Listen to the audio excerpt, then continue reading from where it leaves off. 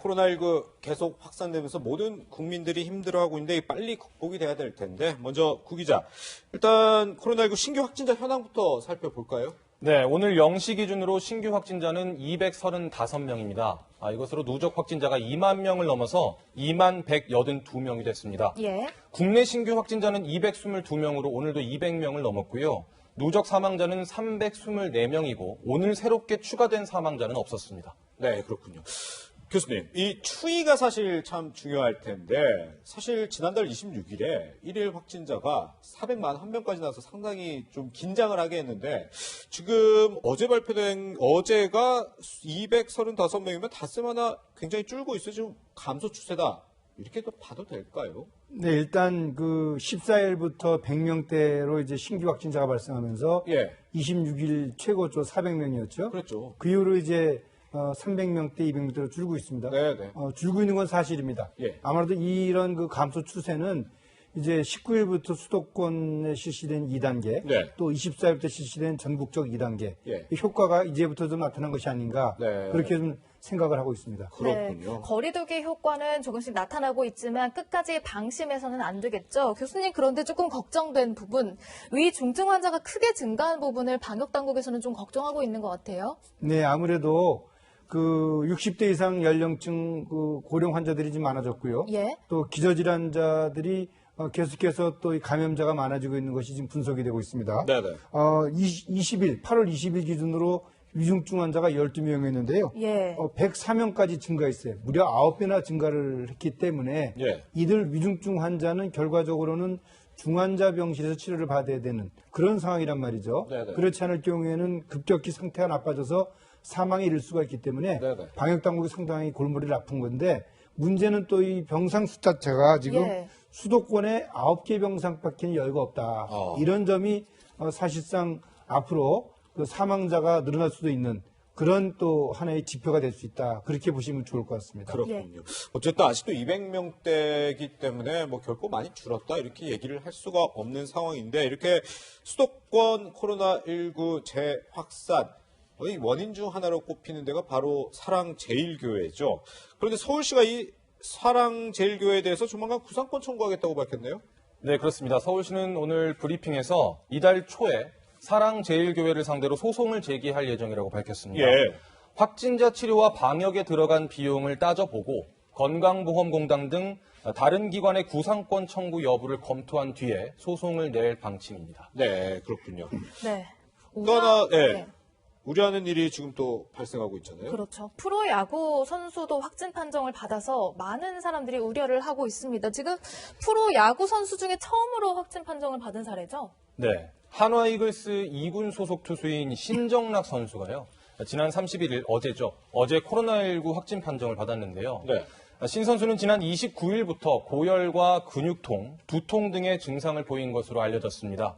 다만 신 선수가 접촉한 40여 명의 선수나 관계자들은 모두 음성 판정을 받았습니다. 예. 앞으로 그럼 리그 일정은 어떻게 되는 거예요? 네, 신정라 선수가 소속된 하나 2군 선수단이 머물고 있는 서산구장은 문을 닫았습니다. 예. 2군 선수 전체가 검사를 받으면서 오늘 예정됐던 하나와 두산 그리고 LG와 고양의 퓨처스리그 경기도 취소됐습니다. 네. 그런데 신정라 선수가 2군에서 접촉하고 그 다음에 최근에 1군에 올라온 2명의 선수가 있는데요. 예. 이 두 선수도 음성 판정을 받았는데 다만 KBO는 예방 차원에서 역학조사관의 판단이 나올 때까지 지금 경기를 중단한다. 선수들을 격리 조치한다라는 방침이고요. 오늘 저녁에 하나와 두산의 경기가 예정돼 있는데 네. 이 경기를 그대로 진행을 할지 아니면 취소할지는 아직 결정이 나지 않고 있습니다. 예. 그런데 교수님, 저는 좀 걱정인 게 어쨌든 지금 뭐 접촉자들은 음성이 나오고 있다 해서 뭐 그나마 다행일 수도 있겠지만 이 야구라는 게 특히 훈련을 할 때 좀 이렇게 다 같이 모여서 훈련을 하고 이런 특징이 있잖아요. 그렇기 때문에 방심하기는 어려울 것 같은데요. 네, 일단 지금 KBO의 경우에는 예. 훈련 자체도 네네. 2단계 조치에 맞는 예를 들어서 10명 미만의 그룹으로 이제 그 거리를 두면서 이제 연습을 하도록 그렇군요. 그렇게 지금 조치가 지금 이루어진 바 있습니다. 예, 예. 그리고 또 미국이나 일본, 대만 등과는 다르게 네. 매일매일 이들 선수들에 대한 그 건강 관리를 하고 있고 예, 예. 또 아침에 이제 그 집합하기 전에도 건강 이상 여부를 다 면밀히 지금 분석을 하고 여러 가지 그 코로나19와 관련된 그런 예. 상황을 좀 파악을 하고 있습니다. 네. 따라서 현재까지 한 명도 발생하지 않았다는 점은 네. 얼마나 이 방역의 철저를 기했는가 보여주는 그런 좋은 신호를 보여주고 있는데 네네. 안타깝게 이번에 하나의 신정아 선수가 양성이 됐습니다. 그러게요. 그리고 다행스러운 것은 이 이군 선수 전원 한화의 경우에 예, 예. 40명 음성이고요. 아, 예. 현재 37명이 지금 검사 결과를 지금 대기 중에 있습니다. 네. 그리고 또 말씀하신 것처럼 그 접촉자 중에서 이제 1군으로 올라온 선수와 또 그 접촉자 총 4명 전원 음성이고요. 예. 그리고 또 이 신 선수가 이제 그 LG 선수와 아마 한 두 차례 뭐 가벼운 그런 접촉이 있었다고 하는데요. 네. 그 선수들에 대해서도 지금 그 감염 여부가 지금 조사 중인 것으로 알고 있습니다. 네. 그렇군요. 지금 또 하나 국민들이 또 놀라셨을 사건 보니까 청와대 최재성 정무수석이 코로나19 검사를 받았다 이런 소식도 전해졌는데 결과 나왔습니까? 네, 조금 전에 나왔습니다. 네. 아, 예. 최재성 정무수석은 어제 미열 증세를 느껴서 청와대에서 근무를 하다가 코로나19 검사를 받았는데요. 확실한 고열 증상은 아니었지만 예. 혹시 모를 만약을 대비해서 검사를 받았고 조금 전에 음성 판정을 받았다는 소식이 들렸습니다. 그렇군요.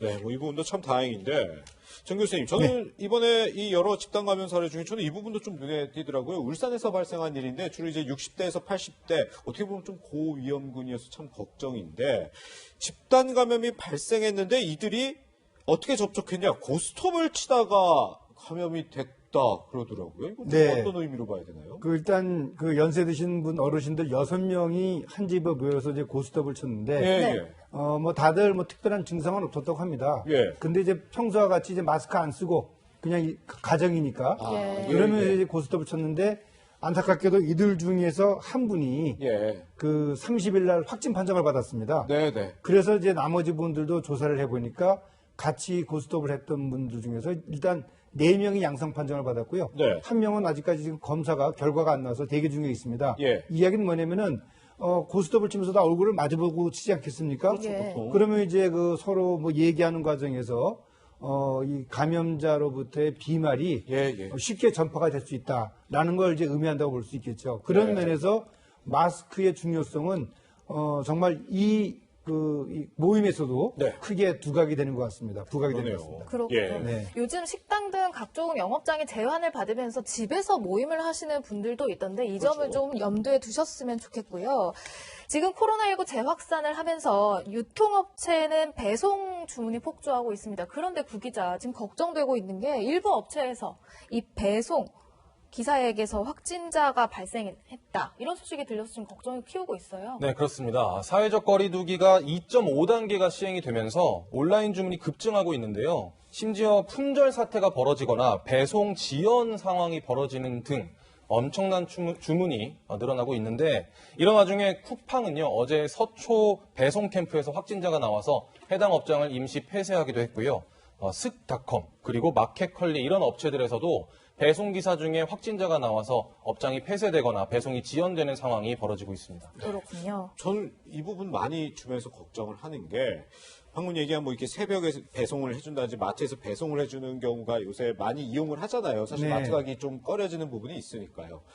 근데 그 이제 유통센터에서 확진자가 발생하면 이 주문된 이 상품에 이 코로나 바이러스가 같이 오지 않을까 걱정하는 분들이 많은데 이럴 가능성도 실제 있는 건가요? 네, 뭐 사실 이미 초창기부터 네네. 이 택배를 통한 바이러스의 감염 여부에 대한 논의가 많지 않았습니까? 그랬죠. 근데 실질적으로 이제 과정 중에서 이 바이러스가 생존할 수 있는 환경이 사실상 이 감염을 일으킬 수 있는 네. 그런 환경이 되지 않기 때문에 네네. 이 택배 물건을 통한 감염은 발생하지 않는다. 이렇게 지금 다들 얘기가 되고 있는 거죠. 예, 예. 따라서 이 택배를 이용하는 우리 일반 시민들께서 혹시라도 이 택배 물건을 통한 감염이 우려가 되는 것이 아닌가 그런 걱정을 하실 텐데요. 예, 예. 크게 걱정을 안 하셔도 되고요. 네. 네. 일단 그 걱정이 되신다고 한다면은 물건을 받은 이후에 반드시 손을 좀 깨끗이 씻고 네네. 그리고 이제 이 박스를 위생적으로 처리를 하면은 큰 문제는 없을 것으로 생각을 합니다. 네. 그렇군요. 그러니까 중요한 게 결국 물건을 받는 사람들도 그렇고 우리 배송기사분들의 건강을 위해서라도 서로 마스크는 서로 끼고 주고 받는 게 굉장히 중요하겠네요. 네, 그렇습니다. 아무래도 우리가 비말을 차단할 수 있는 유일한 방법은 현재로서는 마스크다. 그렇게 생각을 하셔야 되겠습니다. 예. 네, 마스크 착용과 사회적 거리 두기 아무리 강조해도 참 지나치지 않은 일인데요. 정은경 본부장도 재차 이 점을 강조했습니다. 어제 발언이 준비돼 있습니다. 지금의 강력한 조치가 유행 억제의 반전을 이끌어내려면 국민들이 모두 함께 철저하게 방역에 참여해서 강화된 2단계 사회적 거리두기를 굵고 짧게 잘 맞춰야 방역의 효과도 낼 수 있고 피해도 최소한으로 줄일 수가 있습니다. 생업의 피해와 생활의 불편을 감내하면서 이번 방역 조치를 이행해 주시는 국민들과 자영업자분들에게는 송구하며 감사 말씀을 드립니다. 네. 일단 규제 대상이 정해졌잖아요, 교수님. 뭐 식당 등에서도 이제 영업시간이 정해져 있게 되고. 그런데 규제 대상이 아닌 다른 쪽으로 이제 오히려 사람들이 더 몰리는 것 아니냐. 예를 들면 편의점 등등이 지금 지목이 되고 있는데 이런 것 때문에 좀 촘촘한 더 이제 대책이 마련돼야 되는 것 아니냐는 지적도 나오고 있더라고요. 네, 사실 그래서 우리가 이 사회적 거리두기 단계가 높아진다고 해서 이 코로나19의 감염을 막을 수가 있다. 그건 아닙니다. 네. 제일 중요한 것은 개인위생 수칙을 철저히 지키는 것이 제일 중요한데요. 네. 이런 이 음식점이나 주점의 이용이 시간 제한이 된다면 따라서 예. 편의점에서 뭐 음식을 섭취한다든지 또는 음주를 한다든지 네. 그리고 또 광장에 모여서 또 이렇게 주류를 또 즐겨하는 분들의 모임이 많아지는 것이 지금 현실인 것 같습니다. 예. 그럴 때도 사실은 이 거리두기와 또 비말에 대한 어떤 전파 가능성을 염두에 두고 생활을 해야지만이 이 코로나19 감염에서 우리가 조금이나마 그 예방을 할 수 있는 그런 노력이 가능하다. 그렇게 보셔야 되겠습니다. 네. 근데 뭐 모든 국민들이 자발적으로 동참하는 게 좋겠지만 이 자발적으로 동참 안 할 경우에는 좀 단속도 필요할 것 같은데요. 네, 단속을 할 예정입니다. 아, 그래요? 예, 정부는 편의점에서의 취식과 음주도 불법 행위인 만큼 행정 지도를 하겠다. 이런 방침을 내비치고 있고요. 예. 한편 편의점 업계도 정부 방침에 따라서 협조하겠다는 의사를 밝혔는데요. 편의점 업계에 따르면 다음 달 6일까지 수도권 점포들의 취식 공간을 예. 오후 9시까지만 운영하기로 했습니다. 아, 예. 그러니까 우리가 흔히 보는 편의점에서의 파라솔 이런 것들을 다 없애겠다는 얘기인데요. 예. 다만 삼각김밥이나 컵라면 등의 간이식까지 이 취식 금지에 포함시킬 것이냐 이 부분은 논의 중인 것으로 알려졌습니다. 그렇군요. 정은경 본부장이요. 어제 브리핑을 하던 와중에 브리핑을 마치기 직전에 뜻밖의 감사 인사를 전한 바가 있습니다. 어떤 이야기인지 직접 듣고 오시죠. 자가격리 기간이 남아 있어서 좀 더 관찰이 필요하겠지만 경북에 있는 경산 중앙유치원 관계자분들께 감사드리며 이 유치원에서는 아이들에게 마스크 착용이 불편해도 참아야 할 일이 아니라 우리가 지켜야 할 약속이라고 평소에 설명하셨다고 합니다. 우리 모두가 장기전이 될 코로나19 위기 앞에서 함께 새겨야 할 그런 말씀이라고 생각이 돼서 교수님, 정은경 본부장이 유치원에 감사 인사를 한 이유가 뭘까요? 네, 그 유치원에서 그 원생 중에 한 아이가 예. 그 가족을 통해서 이제 코로나19에 감염이 됐습니다. 네. 예. 사실상 어떤 예방 조치가 없었다고 한다면은 이 유치원 아이들이 상당수가 감염이 될 우려가 있었죠. 아, 예. 그런데 이제 유치원에서 마스크를 생활화하는 그런 교육이 줄곧 이루어졌다고 합니다. 네. 그래서 200여 명에 대한 그 유치원 원생과 그 선생님들이 한 명도 감염자가 발생하지 않았습니다. 네. 이런 면에서 교육의 중요성 그리고 특히 이 학교 현장 이런 데서의 교육의 중요성이 얼마나 중요한가를 보여주는 아주 모범적인 사례라고 생각을 합니다. 예, 네. 그렇군요. 한 연구 결과 또한 눈에 띄는데요. 지금 자가격리 해제 전에 받는 PCR 검사가 코로나19 전파를 막는 데 중요한 역할을 하는 것으로 보인다. 이런 보도를 봤는데요. 이게 전문가로서 어떻게 평가를 하세요? 네, 우리가 통상적으로 코로나19의 경우 자가격리 기간을 지금 14일로 정하지 않았습니까? 네, 네. 그렇죠. 그래서 이 접촉 대상자가 이제 격리 조치가 되면은 14일 동안에 증상이 발생되는지 안 되는지 소위 말하는 증상 보고를 하게 되죠. 예. 그래서 증상이 나타나면 이제 검사를 해서 감염 여부를 이제 파악을 하게 되는데 예. 증상이 나타나지 않았다 하더라도 14일이 되는 시점에서 격리 해제를 할 때 그 네. 예. 시점에서도 이 PCR 검사를 받아야지만이 예. 그 완전한 감염 여부가 판정이 될 수 있다. 네네. 따라서 이 조사는 인천의 이 가천대학교의 연구진들이 한 달여 동안 2월 11일부터 예. 7월 5일까지 총 19,296명의 자가격리 대상자를 예. 격리 해제하는 시점에서 증상 보고가 있어서 검사를 해서 20명이 양성이 됐고 네. 예. 14일 격리되는 시점에서 조사를 해서 총 32명이 확진 판정을 받았습니다. 예, 예. 이 이야기는 뭐냐면은 증상이 없어도 14일이 되는 시점에 반드시 검사를 해서 예. 확실하게 감염 여부를 파악하는 것이 이 코로나19의 감염을 예방하고 또 확산하는 걸 막을 수 있다라는 것을 보여주는 연구라고 할 수 있겠습니다. 그러니까 잠복 기간까지 다 고려해서 끝까지 확실하게 지켜봐야 된다 이런 점을 교훈으로 삼아야 된다는 네, 말씀이신가요? 그렇습니다. 예. 근데 만약에 제가 의심 증상이 있어서 검사를 받아서 일단은 음성을 받았어요. 네. 음성 판정. 그러면 바로 자가격리 안 해도 돼요? 아닙니다.